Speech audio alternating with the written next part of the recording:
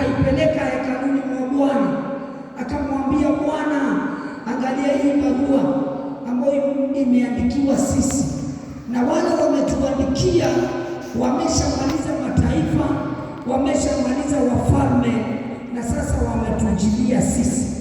Na sasa sisi Mungu tunajua ya kwamba wewe usipotusaidia, msaada wetu hauwezi patikana mahali pengine popote. Kwa hivyo huyu mfalme tunaona ya kwamba amenyenyekea kiwango ya kwamba hakujipiga kifua wala hakupanga majeshi yake wala hakuangalia ufalme kama mfalme, lakini alijua ya kwamba kuna Mungu mwenye uwezo zaidi ya miungu. Anamwambia, si ni wewe Mungu muumba wa mbingu na dunia? Si ni wewe Mungu ambao unaweza mambo yote? Na tunasikia ya kwamba baada ya kumwambia hayo maneno, yeye alienda hekaluni mwa Bwana akaspread the letter ambao alikuwa ameandikiwa. Haikuishia hapo. Hezekia akaendelea kutafuta uso wa Bwana. Nataka tuteremke hapo kidogo, from verse 20, from verse number 20 inasema, then Isaiah the son of Amos said to Hezekiah, saying, thus says the Lord, the God of Israel, your prayer to me about Sennacherib the king of Syria I have heard. This is the word of the Lord has spoken concerning him. She despised you, she scorned you, the virgin daughter of Zion. She waits her behind you, the daughter of Jerusalem. Whom have you mocked and revealed? Against whom have you raised your voice and lifted your eyes to the heights against the Holy One of Israel? By your messenger you have mocked the Lord, and you have said with your many chariots, I have gone up the height of the mountain to the far recesses of Lebanon. I felt its tallest cedar, its choicest cypresses. I entered its father's lodging place, its most fruitful forest. Turuke hapo kwa sababu ya muda, twende katika verse number 32. Verse number 32 inasema hivi, therefore thus says the Lord concerning the king of Syria, he shall not come into the city, or shoot an arrow there, or come before it with a shield, or cast up siege more against it.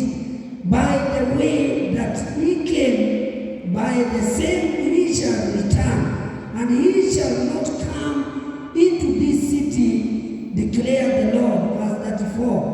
For I will defend this city to save it, for my own sake, and for the sake of my servant David. Verse 35. And that night the angel of the Lord went out and struck down 185,000 in the camp of Assyria. And when the people arose early in the morning, behold, these were all dead bodies. Then Sennacherib the king of Assyria departed and went home and lived at Nineveh. Verse 97, I underline. And as he worshipped in the house of Nisroch, his god, Adramelech and Sherezer, his sons struck him down with the sword and escaped into the land of Ararat, and Esarhaddon his son reigned in his place. Maandiko inatuambia ya kwamba vita hizi zilikuwa ni vita za wafalme ambao wenye uweza mkubwa. Wakati huo mfalme wa Asiria alikuwa ana uweza mkubwa wa kuteka mataifa mengi na wafalme wengi. Hakuna yeyote aliyekuwa anaweza kudistari uwezo wa huyo mfalme, lakini maandiko inatuambia akakuja katika mfalme wa Juda Hezekia, akamwambia ya kwamba wewe na huyo Mungu wako siku ya leo tunaenda kukuangamiza, kwa sababu huyo sio Mungu wa kweli, huyo ni miungu kama ile mingine. Lakini tunaambiwa ya kwamba huyu mfalme, kwa sababu alifuata hatua zile za Daudi za unyenyekevu na kumtafuta Bwana na kumtumikia Bwana, yule Mungu wa Daudi, sababu hapo tumeambiwa sio kwa sababu ya Hezekia, though ameenda amenyenyekea, though ameenda katika madhabahu, though ametafuta Mungu. Kuna wakati wa Reverend anatuambia sio yeye atakusaidia, sio yeye atakupigania, lakini Mungu wako unayemwamini wewe, huyu ndio Mungu atakusaidia wakati wa the darkest hour. Yeye pia na yeye ana mambo yake, mimi pia nina vita zangu, lakini Mungu wako unayemwamini yuko na wewe hata hiyo ni saa 9 ya usiku. Kama utampatia tumaini, hata kama vita zitakuwa zimeletwa na shetani kutoka pembe zote za dunia, yeye peke yake ndiye ataweza kukupigania. Na tunaona Hezekia wakati ambapo amepeleka barua katika madhabahu katika hekaluni mwa Bwana, akasema Mungu tazama, Mungu mwenyewe akatuma malaika wake. Haleluya, Bwana asifiwe. It is not by the hand of Hezekiah, it is not by the army of Hezekiah, but by the angels of the Lord.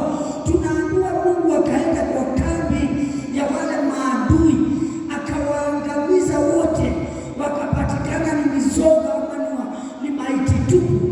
Na yeye mfalme alipojaribu kutoroka, Mungu akamfuata, akampiganisha yeye na watoto wake, akauawa. Na hadithi ambayo tumesoma imekuja kutuambia ya kwamba huyu mfalme wa Syria amemaliza akiwa anaangamizwa na yeye mwenyewe, sababu his own blood, watoto wake. Ilikuwa ni upanga wa Bwana. Haleluya, ilikuwa ni mkono wa Bwana, ilikuwa ni vita za Bwana, kwa sababu yeye alienda kupigana na Muumba wa mbingu na dunia. Niko hapo na ujumbe ya kwamba wale watu ambao wanatumainia Mungu, hawa huwa hawajipiganii. Mungu huwa anawapigania kwa sababu ya utetea neno lake lililo ndani yao. Siku ya leo tukaambiwa, how many promises do you have? How many promises do you know that God has promised you? Do you have a promise of God being your refuge? Do you have a promise of God being your shield? Kwa sababu vita zitakuja. The enemy will not relax.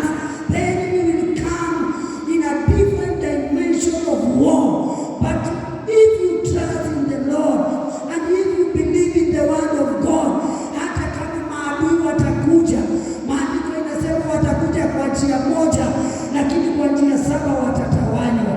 Maandiko inatuambia ya kwamba Hezekia hakupigwa na jeshi ya Hezekia hakupigwa na jeshi ya mfalme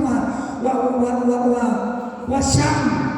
Alipiganiwa na Mungu, kwa sababu hata kama walikuwa wamekuja kama siafu, Mungu alihakikisha ya kwamba wameenda wakiwa maiti.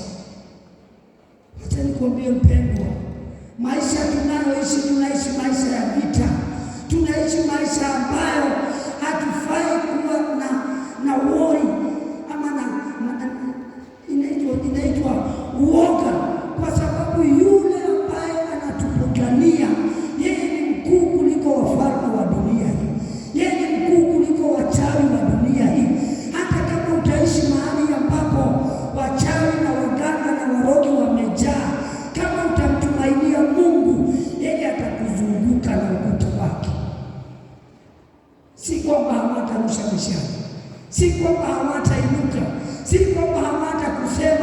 lakini maandiko inatuambia ya kwamba Hezekia alijua siri yake ni Mungu wake, siri yake ni madhabahu, siri yake ni neno la Mungu.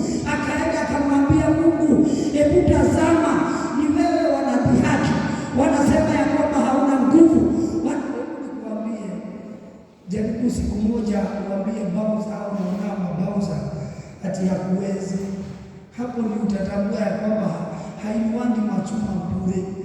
Siku moja niliona jamaa mmoja ametolewa akiwa ameinuliwa juu, hata miguu haikanyangi chini. Anatolewa juu kwa sababu hawatakangi mtu ambaye anacheza na hizo vijoka zao. Wanatakanga wakuonyeshe hizo vijoka zinafanya kazi, na ndizo zimefanya aajiriwe mahali pale. Like tuko na Bauza ambaye anaitwa John Mariba. Hebu katoto kajaribu kucheza na John Mariba, katainuliwa hata ile swingi iko pale, akata mboga na kanyaga pale. Na kama John Mariba ana hiyo nguvu ya mwili, what about our heavenly Father? He is more powerful. Hakuna pepo yoyote ambayo inaweza ikatujaribu ituweze unless we compromise na dhambi. Haleluya. Hezekia hakutaka kujipigania, hakutaka kucompromise, kuonyesha mimi ninajua vita, mimi nina majeshi yangu, mimi nina silaha zangu, mimi nina uweza wangu. Maandiko in the book of Psalms chapter 20 and verse number 7 inasema, some trust in chariot, some trust in horses, but we trust in the Lord.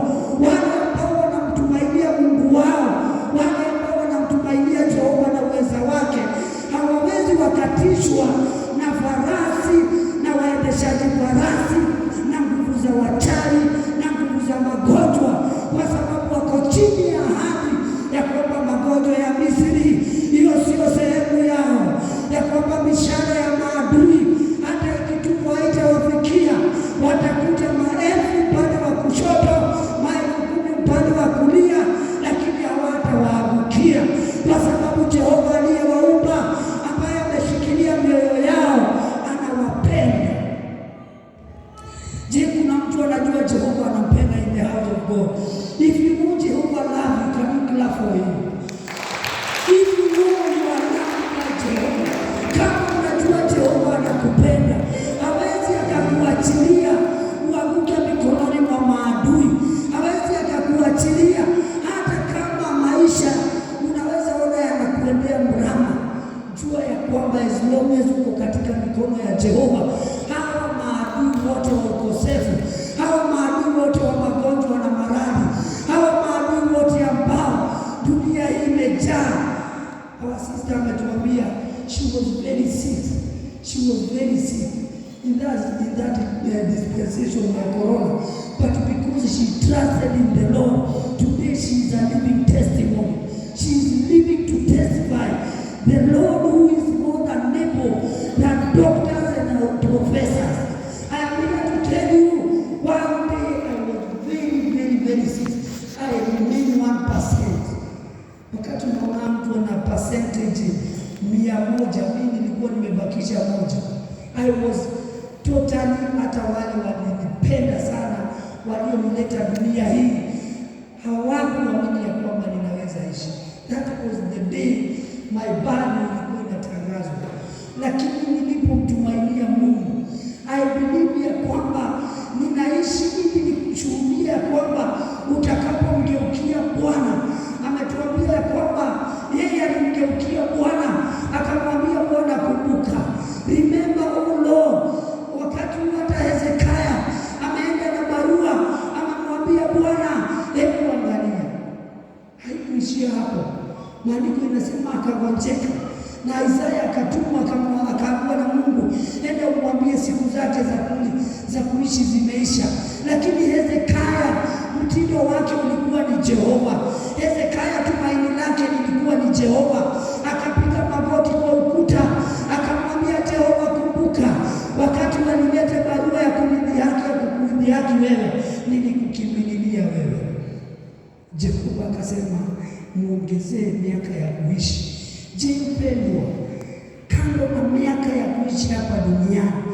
Are you trusting in the Lord ya kwamba wakati wowote hata jambo likikuja ambalo litaonekana likiwa gumu namna gani, hautakimbililia uweza wa dunia hii, hautakimbililia wenye uweza wa dunia hii. Because of what? Because you know you are God. If you those who know they are God, they shall be exploit. Mungu atawatumia, atatenda nao mambo makubwa. In the book of Hebrews chapter number 12, Hebrews chapter number 12, because of time, Remakayando Ribashanda Rabayandi, Jehovah, you are the mighty man of war. Wamemkimbililia Jehova kwa sababu wamejua msaada wao si kwa wanadamu ambao wanaweza wakashindwa. Mtu anaweza akataka lakini ashindwe. Hata daktari anaweza kuwa amesomea lakini akimiksi hizo madawa zikatae, lakini Jehova hawezi akashindwa. Haleluya. Hebrews chapter number 12 verse number 29 inasema hivi. Verse number 29, Hebrews chapter number 12.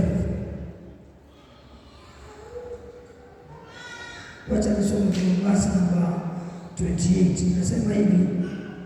Verse number nitaanzia 26 hata kama muda umetukimbiza. Inasema hivi, at that time his voice shook the earth, but now he has promised, yet once more I will shake not only the earth, but also the heaven.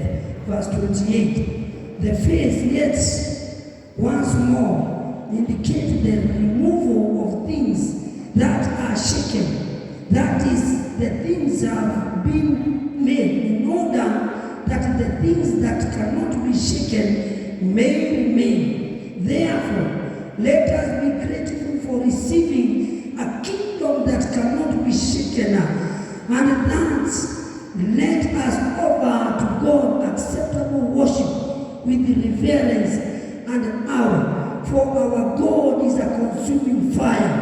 Mwambie jirani yako, Mungu wangu ni moto. Mwambie jirani yako, Mungu wangu ni moto. Tell your neighbor, my God is a consuming fire. Maandiko inasema ya kwamba nyakati zile alitingiza dunia, lakini siku ya leo anatingiza dunia na anatingiza mbingu, ili zile vitu ambazo hazitingiziki ziweze kusimama. Maandiko inatuambia ya kwamba kuna vitu ambazo zinatingizika dunia hii.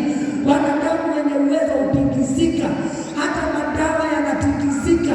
Tuliona wakati wa corona watu wakiletewa madawa na zinadisapia, lakini kuna wale walisimama na Mungu ambaye hatingiziki.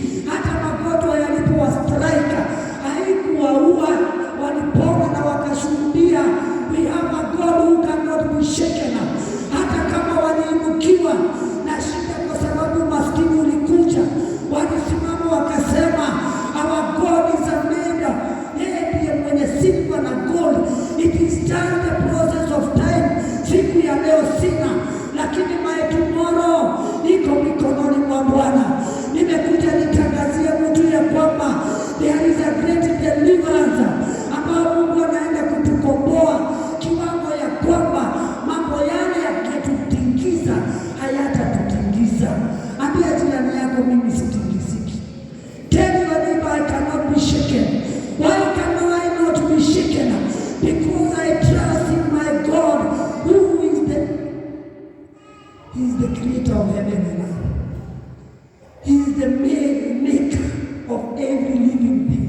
Na kama yeye ndiye maker wa vitu vyote vya dunia, ameshikilia Hezekia, yule mfalme ambaye alikuwa na kiburi na majivuno, amemwangamiza na majeshi yake, ameangamiza mpaka yeye, na Hezekia akabaki amesimama. Hata kama ugonjwa ulimkujia, Mungu akamtetea kwa sababu naye alisimama na Mungu. Je, kuna mtu siku ya leo anaweza akasema hata dunia ikiyumbayumba, mimi sitayumbayumba, nitakaa katika utakatifu, nitakaa katika neno la Bwana, nitamtumainia Jehova katika njia ya utakatifu.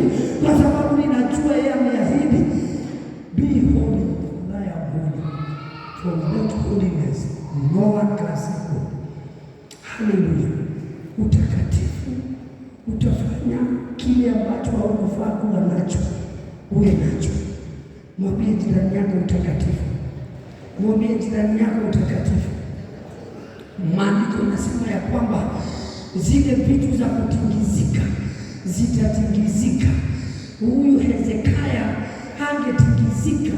Wale wafalme wengine walitingizika na wakaondolewa na wakaangamizwa, lakini yeye kwa sababu alimiksi ufalme wake na neno la Bwana, akamiksi ufalme wake na ufalme wa Mungu, akawachana na mambo ya ufalme wake, akashika ufalme wa Mungu. Na huu ndio ufalme ambao siku ya leo tukiushikilia, hata vizazi na vizazi vyetu vitabarikiwa, vitashuhudia ya kwamba kuna wale walisimama na Mungu, naye Mungu akasimama nao na maisha yao ikamaliza vyema. Wanafunzi wa Yesu akawaambia tuendeni katika bahari ng'ambo ile nyingine, na wakaingia katika chombo, na maandiko inasema ya kwamba walipokuwa kwenye chombo, dhoruba ikakuja, mawimbi yakakuja, wakashindwa walilie nani, lakini wakajua ya kwamba as long as we have master in the water, wacha tumuamshe. Na maandiko inasema ya kwamba wakati walimwamsha yeye, akakemea dhoruba na dhoruba ikasimama. Tuko na Yesu siku ya leo ambaye anatuambia ya kwamba niaminini mimi kwa sababu niko ndani ya Baba. Mkiniamini mimi, mkiamini Baba, niaminini na mimi, sababu nimewaandalia makao ambao ni ya milele. Haleluya. In the book of Luke chapter number 8 from verse number 22. Hatutaenda ile katika kusoma, lakini hiyo scenario iko hapo ya kwamba Yesu akamwamsha. Hebu tusome tu kidogo dakika moja as we hear the words of our Master Jesus, because he is the source of our eternity. Without him, hata vita za dunia hii yeye alishinda, na ndio maana tutashinda. He won the battle, we will win the battle. Mwambie jirani yako I will win the battle. Mwambie jirani yako I will win the battle. Wapendwa, tutashinda vita kwa sababu waliyetutangulia walituonyesha vita za dunia, lakini tutashinda vita kwa sababu tutamweka Yesu katika maisha yetu. Hezekia ameenda katika hekalu la Bwana. Hezekia amechukua barua. Hezekia ameenda kwa makuhani. Hezekia ameenda kwa manabii, lakini manabii wakamumulikisha Jehova Mungu. Haleluya. Manabii wakamwambia trust in the Lord.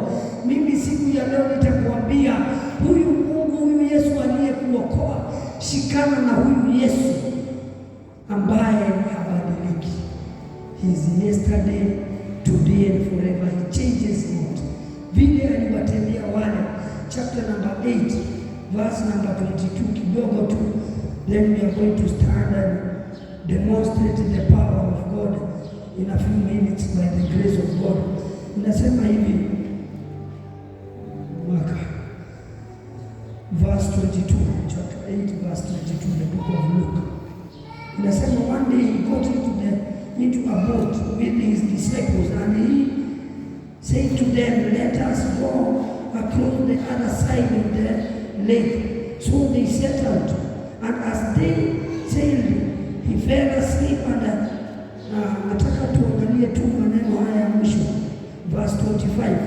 Inasema hivi, 24. Inasema, and they went and walking, saying, Master, Master, we are perishing. And he awoke and rebuked the wind and the raging waves, and they ceased, and there was a calm. And he said unto them, where is your faith? And they were afraid, and they marveled, saying to one another, who then is this that command even wind and water, and they obey? Maandiko inatuambia ya kwamba dhoruba zile zilimkuta Hezekia, sasa zimekuta wanafunzi wa Yesu. Ni kifo kimewakondolea macho,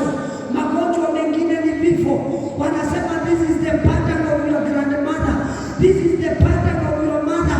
This is the pattern in your war. They will never be married. They die by diseases. They die premature death. Hiyo imekukondolea macho. But niko na habari njema. We have a master in our life. We are going to awaken him. Tutaenda kukosa kurelax. Tumwambie Jesus, hata kama waliuawa na corona, hata kama waliuawa na TB, hata kama walikufa wakiwa hawajaolewa, hata kama walirogwa wakakosa kufanikiwa, we are not part of them.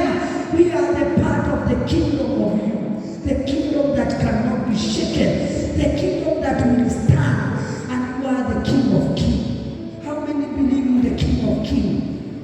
Jesus, the King of Kings. I come to let you know, Jesus, the King of Kings, he will never be. Hawezi akalemewa na dhoruba na mawimbi ambazo zinakuja. Wapendwa, dhoruba zitakuja, dhoruba na mawimbi zitakuja. Asubuhi ya leo nimeenda mahali kuombea mtu katika hospitali, asubuhi na mapema, na nikamtia moyo, nikamwambia, one thing I can tell you, this thing Mungu tu anaweza. It is only God. Awaibu Reverend amewashuhudia, siku moja tulienda Kijabe, tukapata mtu wako katika pointi ya mwisho ya kansa. Amekuwa pita, anaona kifo. But Reverend akamwambia, it is only about God. It is only about Jesus. And this Jesus, if you keep in him, wapendwa, tuko katika ufalme ambao hautingiziki. Jesus the healer, Jesus the deliverer, Jesus who is able to do exceedingly abundantly above all we can think or imagine. This is Jesus I'm telling about. If you be serious with him, you have a permanent solution. You have a deliverance that hauwezi ukadeliviwa na mtu mwingine hapa duniani.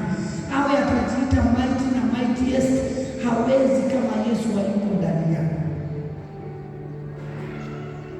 Tusifungue miguu yetu. Just know it. Na unaposimama, sijui mambo inapokukumba, wewe uangalia watu wenu, wewe uangalia akaunti yako. Tumeambiwa tuangalie akaunti yetu mbinguni. Sijui wewe uangalia akaunti gani. Ninataka kwa dakika 2 minutes only, because the time is not on our side. Nataka ufungue kinywa chako, umwambie Bwana, nimejua wewe ndio zaidi ya uweza wa binadamu, wewe ndio zaidi ya mali ya dunia, wewe ndio zaidi ya silaha za dunia, na wewe ukinipigania, wafalme wote na majeshi yao yote utayaangamiza mysterious. Tumeambiwa jeshi yote ya Syria lilipatikana dead body, na mfalme mwenyewe akaangamizwa. Hebu fungua mdomo wako sasa. Look unto Jesus. Call unto Jesus. Call unto Jesus this day. Mwambie Yesu,